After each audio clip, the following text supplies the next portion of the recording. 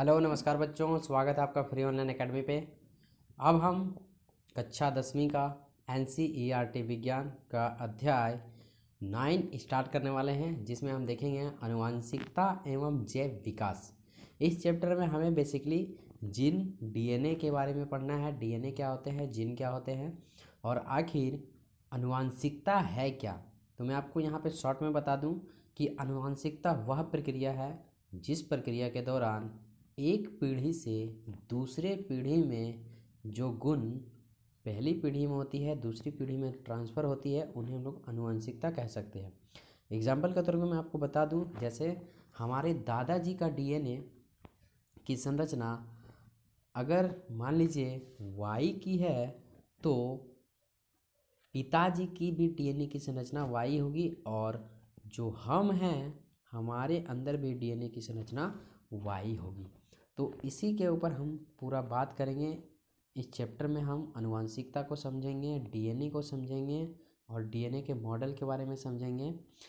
लेकिन चैप्टर को आगे बढ़ाने से पहले मैं आपको बता दूं, चूँकि हम न्यू सिलेबस के अनुसार पढ़ रहे हैं, 2021 न्यू सिलेबस के अनुसार कोरोना महामारी के कारण हमारे सब्जेक्ट में बहुत से टॉपिक को घटा दिया गया है। तो इससे पहले जो चैप्टर था जीव जनन कैसे करते हैं, उसे हमें पूरा पढ़ना था, लेकिन आनुवंशिकता एवं जैव विकास में बहुत से टॉपिक को हटा दिया गया है। आइए हम उन टॉपिकों को थोड़ा सा देख लेते हैं और हमें कितना इसमें पढ़ना है वो भी हम देख लेते हैं। तो सबसे पहले अगर हम देखेंगे तो यहाँ पे विकास का एक टॉपिक है जो आप अभी देख पा रहे हैं। इस विकास के टॉपिक को पूर्ण रूप से हटा दिया गया है और पेज को पलटेंगे तो कहने का मतलब विकास को हटा दिया गया, मतलब यहाँ के बाद से जितने भी टॉपिक्स हैं ये सारा का सारा हमें नहीं पढ़ना है। इससे जो भी क्वेश्चंस बनते थे एग्ज़ाम में, इस वाले एग्ज़ाम में अब नहीं बनेंगे। अगला टॉपिक है 9.4 में जाति उद्भव, तो इसके बारे में भी हमें नहीं पढ़ना है। आप सिलेबस खोल के देख सकते हैं, वहाँ पे सारा पॉइंट ऑफ व्यू दिया हुआ है। अब क्या सर, अगर 9.3 वाला पॉइंट हमें नहीं पढ़ना है तो उसके अंतर्गत पूरा पैराग्राफ पढ़ने के बाद ये क्वेश्चंस हमें पूछा जाता है, तो क्या ये क्वेश्चंस हमें पढ़ना है क्या? तो मैं आपको बता दूं ये क्वेश्चंस आपको नहीं पढ़ने हैं। ठीक है, जाति उद्भव। अब देखिए यहाँ से पूरा एक पैराग्राफ यहाँ से हमको पढ़ाया जाएगा, उसके बाद इसी के बेसिस पे हमसे क्वेश्चंस पूछे जाएंगे इस डब्बा के माध्यम से। तो देखिए जब उस टॉपिक को हटा दिया गया तो ये जो पूरा पैराग्राफ है उसी टॉपिक के अंदर आ गया, और इस टॉपिक के अंतर्गत ये प्रश्न आ गए, तो ये प्रश्न भी हमें नहीं पढ़ने हैं। विकास एवं वर्गीकरण, ये टॉपिक भी हमें नहीं पढ़ना है। अब देखिए इस टॉपिक के अंतर्गत ये पूरा का पूरा आ जाता है। समजातीय अंग क्या है, समजातीय श्रेणी क्या है, विकासीय संबंध का खोजना, ये सब क्या है हमें नहीं पढ़ना है। ये सब देखिए, ये सब पहले बहुत पढ़ना होता था हमको, और मैं आपको बता दूं ये बहुत ही लंबा चैप्टर था। अच्छा किया हटा दिया, नहीं तो हमें पढ़ने में इसको कम से कम 15 दिन का समय तो ज़रूर लगता। 15 क्लासेस चलते है ना, और यूट्यूब के ऊपर अगर हम क्लास लेते तो कम से कम 10 पार्ट इसका ज़रूर होता। ठीक है, और ऑफलाइन बेसिस में तो जब हम क्लास लेते हैं इसका तो 15 क्लास चल ही जाते हैं। अब आते हैं इधर, तो देखिए यहाँ पे जो भी दिए गए हैं ये भी प्रश्न आपको नहीं पढ़ना है। यहाँ पे भी एक प्रश्न का डब्बा दिया गया है, इसे भी आपको नहीं पढ़ना है। ठीक, और भी कुछ पॉइंट हैं यहाँ पे। देखिए यहाँ पे लास्ट वाला पॉइंट आपको दिख रहा होगा, विकास को प्रकृति के समान नहीं मानना चाहिए, प्रकृति के समान नहीं मानना चाहिए, ये भी नहीं पढ़ना है। ये डब्बा वाला प्रश्न नहीं पढ़ना है। कहने का मतलब है ये कि इस चैप्टर में हमें केवल कितना पढ़ना है मैं आपको बता देता हूँ, आपको सुनकर थोड़ी खुशी होगी। देखिए ये फर्स्ट पेज और ये सेकेंड पेज वाला ये प्रश्न, और इसमें डब्बा 1 में 2 प्रश्न दे रखे हैं, जिसमें से हमें डब्बा 1 नहीं पढ़ना, ये अनइम्पॉर्टेंट है, केवल दो पढ़ना है। तो एक क्वेश्चन यहाँ से, ठीक, और फिर अगर हम देखेंगे तो पेज पलटेंगे, एक ये डब्बा 2 पढ़ना है। ठीक है, तो यहाँ से हमें एक क्वेश्चन ये पढ़ेंगे, एक क्वेश्चन ये पढ़ेंगे, 2 क्वेश्चन, और एक क्वेश्चन 4 वाला पढ़ेंगे।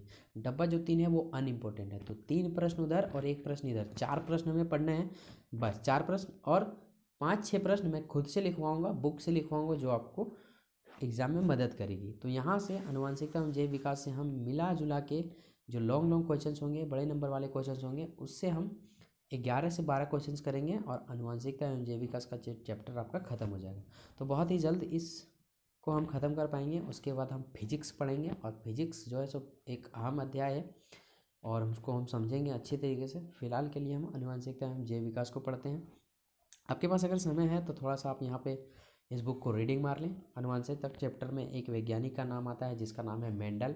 मेंडल ने ही हमें बताया था कि अगर माता पिता लंबे हों तो उनके बेटे या फिर बेटियां संतानें कैसी होंगी। कभी कभी आप इस चैप्टर में हम ये भी देखेंगे कि कभी कभी हम देखते हैं कि माँ लंबी है तो उनकी संतानें भी लंबी हैं, और अगर पिताजी लंबे हैं तो उनके संतानें भी लंबे हैं। तो इन सब के बारे में हम अलग से चर्चा करेंगे। फिलहाल के लिए हम सीधे इस सबसे पहले को आप एक बार बुक को रीडिंग कर लें। आपके पास समय है, कितना तक करना है, फर्स्ट पेज, सेकेंड पेज, ये 4, 5, 6 और 7 यहीं तक आपको पढ़ना है। ठीक है, यहीं तक ही आपको पढ़ना है, इससे आगे नहीं उतरना है। ठीक है, यहीं तक। तो आइए हम क्वेश्चंस के ऊपर डायरेक्ट बात करते हैं, और क्वेश्चंस के ऊपर बात करते हुए इस चैप्टर्स को समझेंगे। चैप्टर को समझना बेहद ही आसान है। तो आइए सबसे पहले हम डब्बा 1 के प्रश्न को देखते हैं और उसमें देखते हैं उसमें क्या पूछा गया और उसका आंसर हम दे पाते हैं या नहीं। एक बार आपसे रिक्वेस्ट है कि यहाँ तक आप एक बार बुक को रीडिंग मार लें ताकि आपको समझने में आसानी होगी। आइए डब्बा प्रश्न के ऊपर। अध्याय 9 आनुवंशिकता एवं जैव विकास का डब्बा बॉक्स नंबर 1, डब्बा प्रश्न 1 के प्रश्न उत्तर हम कवर कर रहे हैं। और क्वेश्चन नंबर 1 जैसा कि आप देख पा रहे हैं यहाँ पे अनइम्पोर्टेंट लिखा हुआ है। मैंने आपको पहले भी बताया क्वेश्चन नंबर 1 हमें नहीं पढ़ना है, कभी भी एग्जाम में नहीं पूछा जाता है, इसलिए हमें उसको अनइम्पोर्टेंट कर दिया, हमने इसको हटा दिया है। देखिए क्वेश्चन नंबर 2 में जो पूछा गया इंपॉर्टेंट क्वेश्चन है। इसमें जो भी मैंने क्वेश्चन लाए हैं आपके लिए सिलेक्टेड क्वेश्चन लाए हैं, इसी के बेसिस पे क्वेश्चन पूछा जाएगा, इससे बाहर नहीं जाने वाला है। क्वेश्चन नंबर जो 2 है, विभिन्नताओं के उत्पन्न होने से किसी स्पीसीज का अस्तित्व किस प्रकार बढ़ जाता है, ये क्वेश्चन है। तो मैं आपको क्वेश्चन समझा देता हूँ। देखिए स्पीसीज का मतलब होता है पर्यावरण में रहने वाले जीव जंतु, इसे हम लोग स्पीसीज बोलते हैं। क्लियर। पर्यावरण में रहते कौन है, कौन से जीव रहते हैं, तो हम लोग मनुष्य, जानवर, पेड़ पौधे, पक्षियाँ, कीट पतंग इत्यादि, ये सब क्या है, स्पीसीज हैं। मिला जुला के इसको हम लोग स्पीसीज बोलते हैं। तो विभिन्नताओं के उत्पन्न होने से किसी स्पीसीज का अस्तित्व किस प्रकार बढ़ जाता है।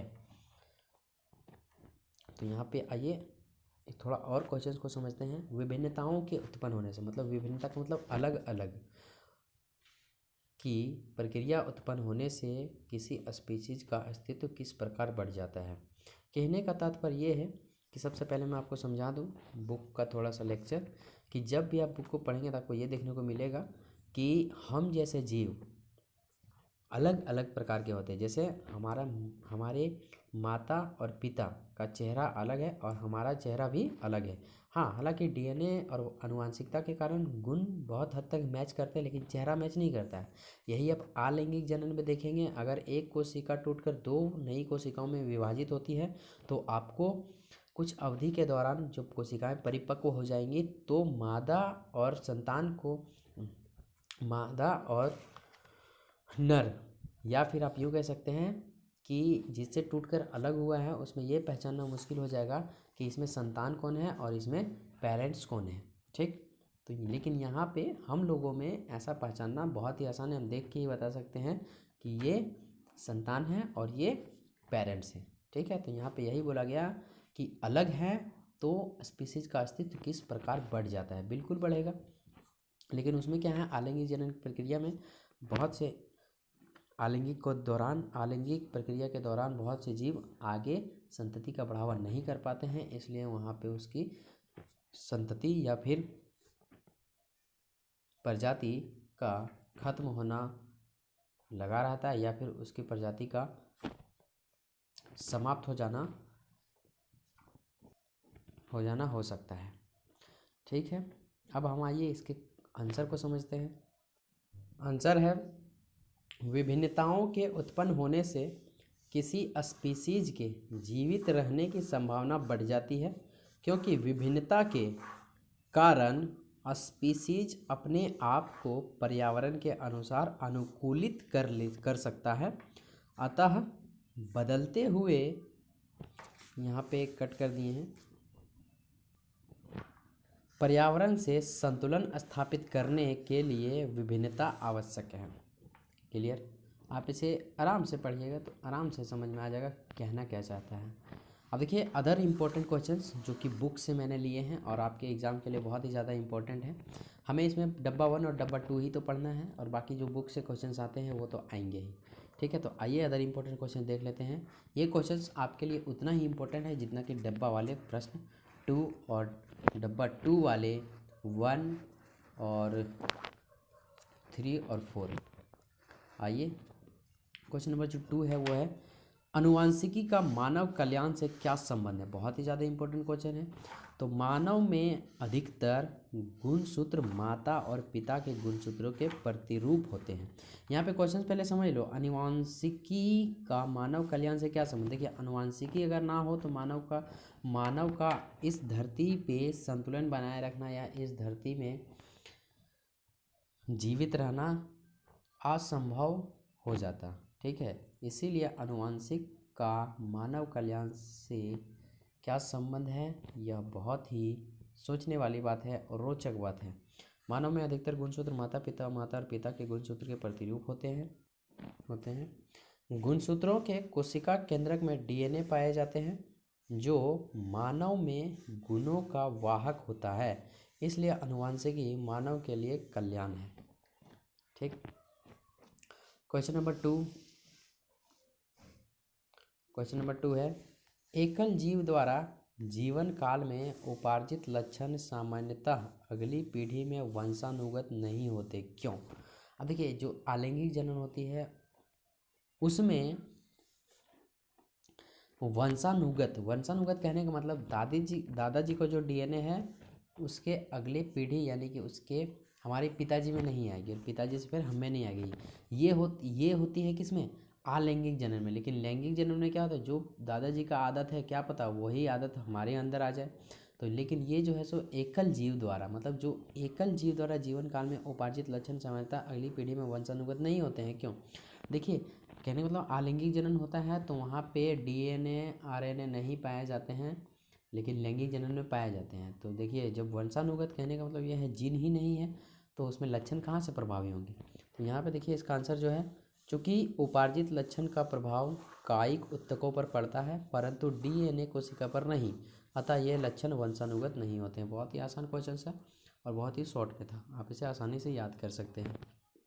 देखिए, हर क्वेश्चंस को याद करना आप अभी से प्रारंभ कर दें, ठीक है, क्योंकि एग्ज़ाम्स का डेट अभी बढ़ाया गया है। आज ही पता चला है 20 जनवरी है आज, और एग्ज़ाम का डेट पता चल चुका है। तो आप इसको अच्छे से तैयारी करें और ये ना सोचें कभी हमारे पास बहुत टाइम है, समय कैसे निकलेगा पता भी नहीं चलेगा। क्वेश्चन नंबर 3 है, मेंडल का प्रयोग कैसे दर्शाता है कि विशेषक प्रभावी हो सकते हैं अथवा अप्रभावी। इंपॉर्टेंट क्वेश्चन है, एग्जाम में पूछा जा चुका है। मेंडल के प्रयोगों विपर्यासी लक्षणों वाले पौधों का स्वपरागण द्वारा जनन के बाद फैमिली 1 में केवल एक ही लक्षण परिलक्षित हुआ और दूसरा लक्षण परिलक्षित नहीं हुआ, अतः ये बताता है कि लक्षण प्रभावी एवं अप्रभावी हो सकते हैं। यहाँ अप्रभावी होंगे। ठीक, अब हम देखते हैं प्रश्न 4। प्रश्न 4 भी बहुत ही आसान है। यहाँ पे पूछा है जिन प्रवाह तथा जिन पुल क्या है। तो देखिए, जिन प्रवाह क्या होते हैं। जिन प्रवाह समष्टियों के बीच जीवों में निषेचन द्वारा जिन का एक पीढ़ी से दूसरे पीढ़ी में हस्तांतरण होना जिन प्रवाह कहलाता है। बात क्लियर हो गया। हमारे दादाजी से पिताजी में आ गया जिन, इसी को हम लोग जिन प्रवाह बोलते हैं। इसको लिखना कैसे, आप यहाँ अपने फ्रंट मोबाइल में देख सकते हैं। अब है जिन पुल। जिन पुल किसे कहते हैं, तो जिनों से संबंधित सभी सूचना को जिन पुल कहते हैं। मतलब जिन के से संबंधित जितने भी सूचनाएं प्राप्त किए जाते हैं उसे हम लोग जिन पुल कहते हैं। क्वेश्चन नंबर 5, और क्वेश्चन नंबर 5 1 नंबरिया क्वेश्चन है।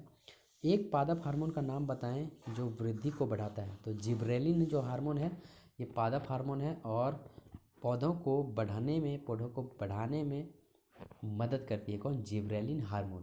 क्वेश्चन नंबर 6, ये भी 1 नंबर का क्वेश्चन है।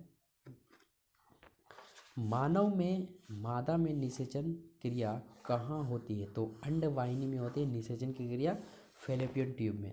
आप फिगर देखना चाहते हैं तो मैं आपको दिखा रहा हूँ। तो जैसा कि आप देख पा रहे हैं, ये है मानव का मादा जनन तंत्र, और फैलोपियन ट्यूब किसे कहते हैं, इसे। तो यहीं पे निषेचन की क्रिया होती है, इसे अंडवाहिका में, इस अंडवाहिका में होती है निषेचन की क्रिया। क्लियर। तो यहाँ पे डायरेक्टली क्वेश्चन पूछा गया है, तो हमने इसे पिछले चैप्टर यानी कि जीव जनन कैसे करते हैं उसमें हम लोग अच्छे से समझ चुके हैं। अंडवाहिनी में, जिसे इंग्लिश में फैलोपियन ट्यूब कहते हैं। क्वेश्चन नंबर 7 है, मेंडल के प्रयोगों से कैसे पता चला कि विभिन्न लक्षण वंशानुगत होते हैं। देखिए यहाँ पे मैंने 2 1 नंबर क्वेश्चन करवाए हैं। अगला जो वीडियो आएगा वो केवल 1 नंबर वाले क्वेश्चन पे होंगे। फिलहाल के लिए यहाँ हम लॉन्ग क्वेश्चन देख रहे हैं ना।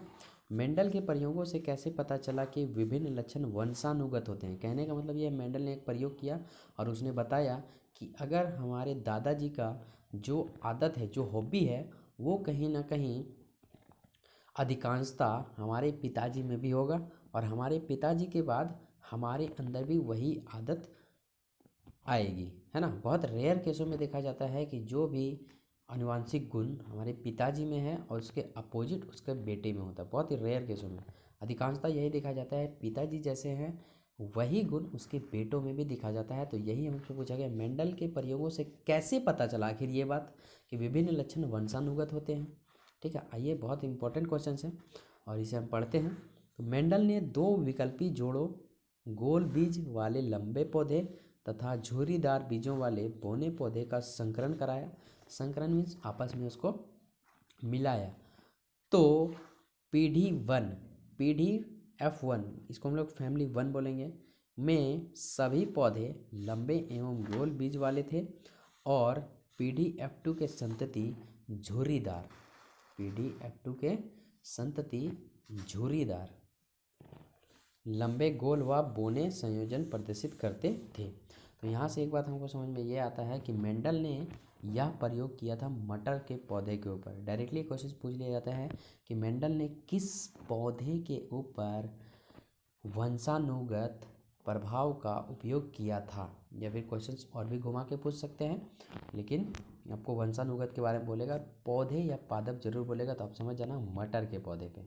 ठीक, अब एक और अगला क्वेश्चन है, क्वेश्चन नंबर 8, आनुवांशिकता में मेंडल का क्या योगदान है। तो बहुत ही ज़्यादा योगदान है। अगर मेंडल ना होता तो हम लोग आनुवांशिक के बारे में जान भी ना पाते। तो देखिए आंसर है, आनुवांशिकता में मेंडल का निम्नलिखित योगदान है। पहला जो है, मेंडल ने बताया कि लैंगिक जनन द्वारा उत्पन्न होने वाले जीवों में किसी भी लक्षण की 2 प्रतिक्रियाओं की वंशानुगति होती है।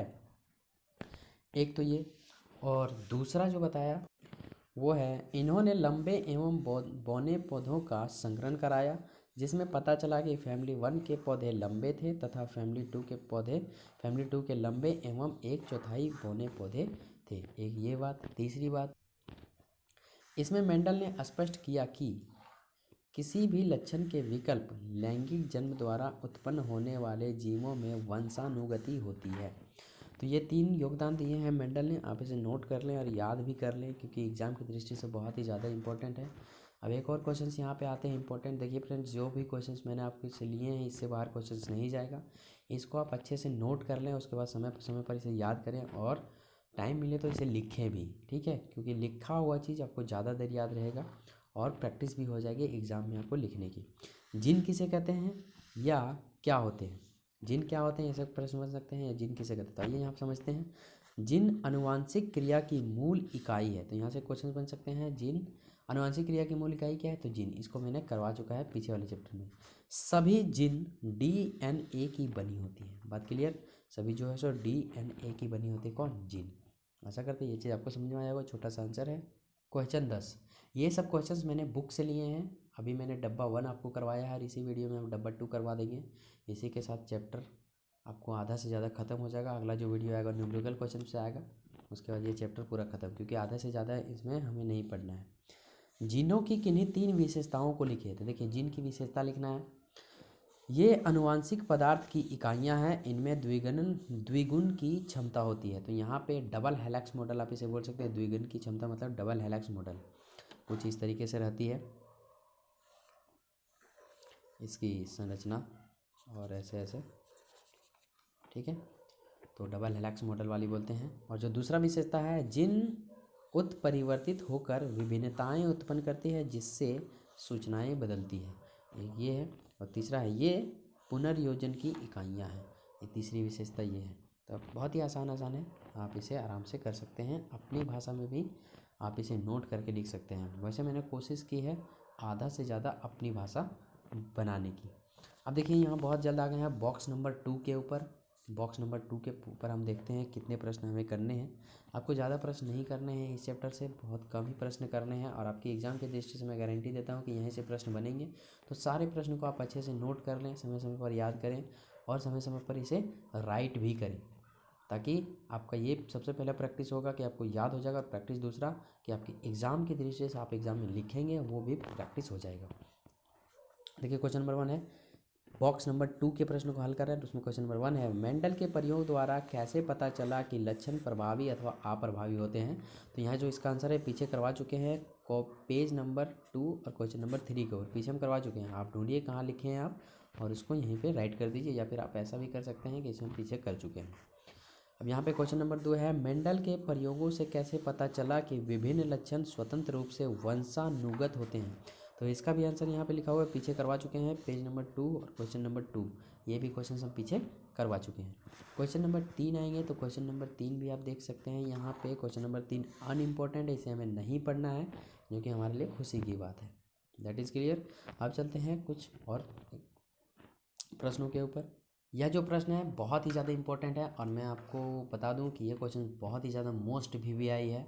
वैसे मैं जितने भी पढ़ा रहा हूँ सब VVI है, लेकिन यह प्रश्न और भी ज़्यादा इम्पोर्टेंट है एग्ज़ाम की दृष्टि से और आपके जीवन की दृष्टि से भी। मैंने आपको थोड़ा सा इसमें लेक्चर भी दूंगा, जिसमें से आपको ये समझना है कि आखिर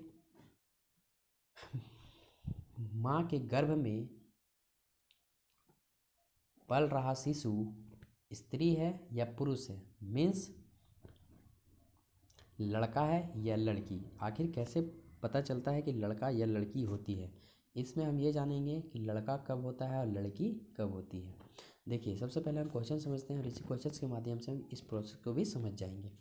मानव में बच्चे का लिंग निर्धारण कैसे होता है, तो इसको हमने अच्छे से जाना है, लेकिन एक थोड़ा सा उससे आगे का क्वेश्चन पूछ दिया है तो हम इसका भी आंसर सटीक से देंगे, आसान भाषा में देंगे। तो सबसे पहले देखिए, मानव में 23 जोड़े गुणसूत्र होते हैं। एक नंबर का प्रश्न यहाँ से पूछ सकते हैं कि मानव में कितने गुणसूत्र होते हैं, तो 23 जोड़े। इसको मैंने जीव जनन वाले चैप्टर में करवा दिया है।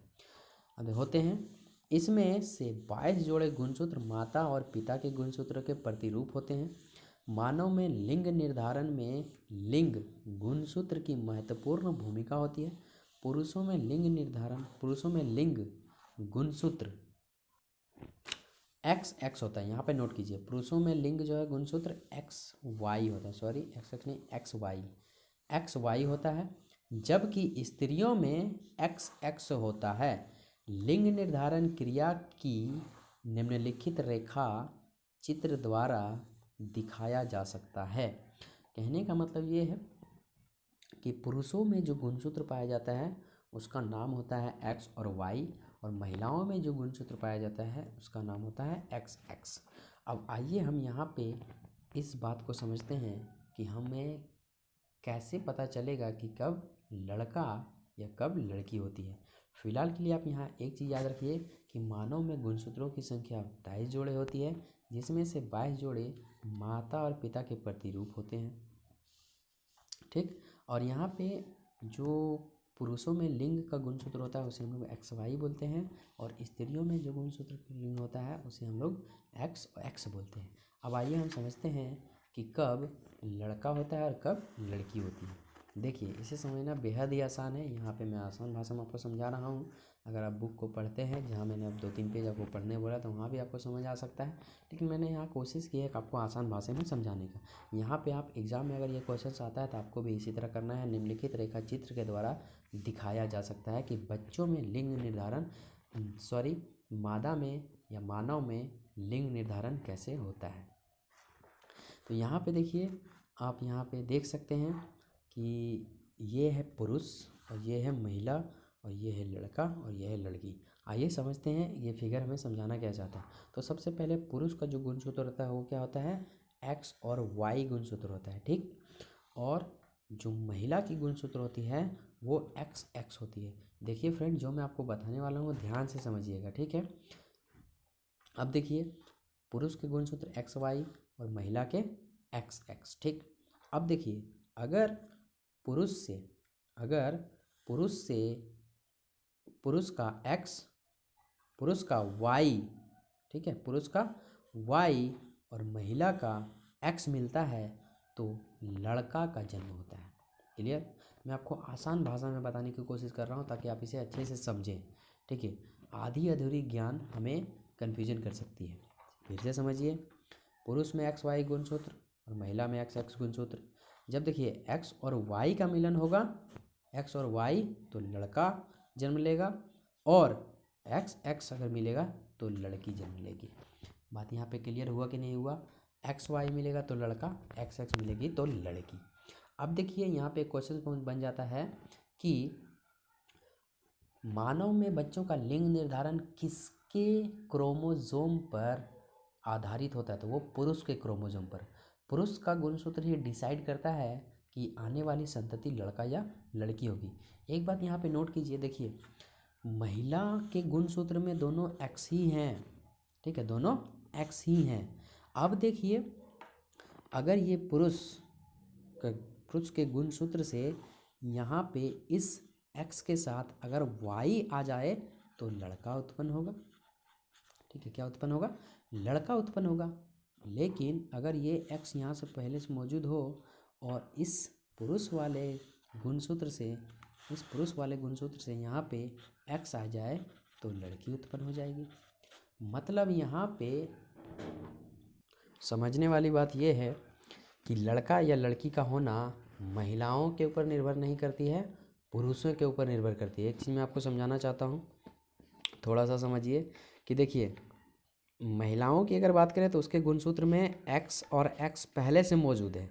अगर ये पुरुष के गुणसूत्र से यहाँ पे एक्स आता है तो लड़की का जन्म होगा, और अगर पुरुष के गुणसूत्र से वाई आता है तो लड़का का जन्म होगा।